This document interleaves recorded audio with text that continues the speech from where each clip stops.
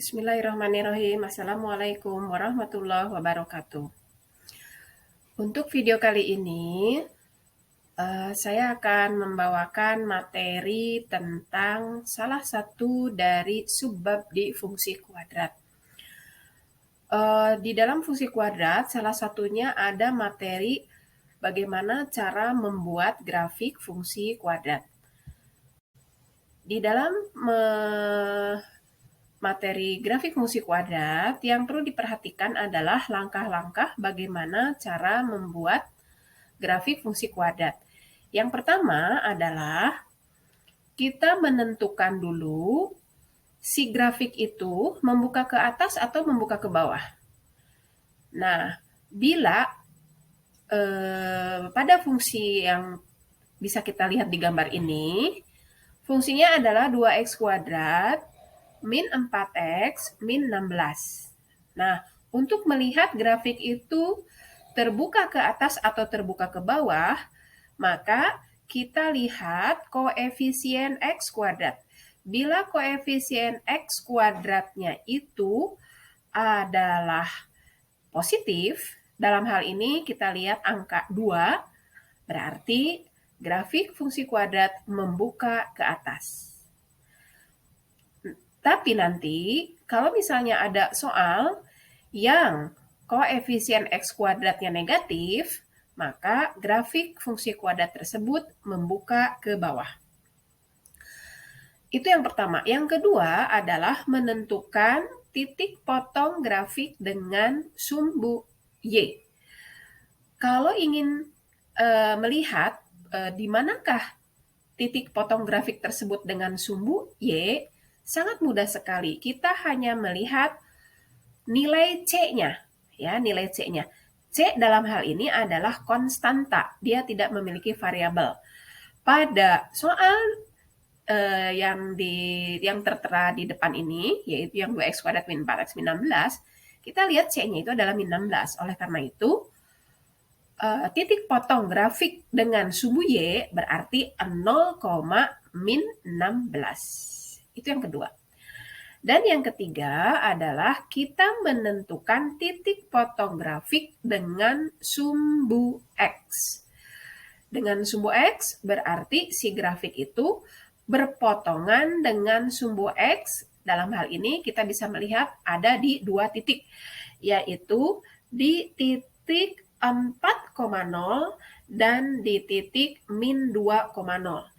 Bagaimana kita bisa mendapatkan titik tersebut? Yaitu saya sudah pernah menerangkan di materi sebelumnya, yaitu bagaimana kita bisa membuat atau mencari faktorisasi.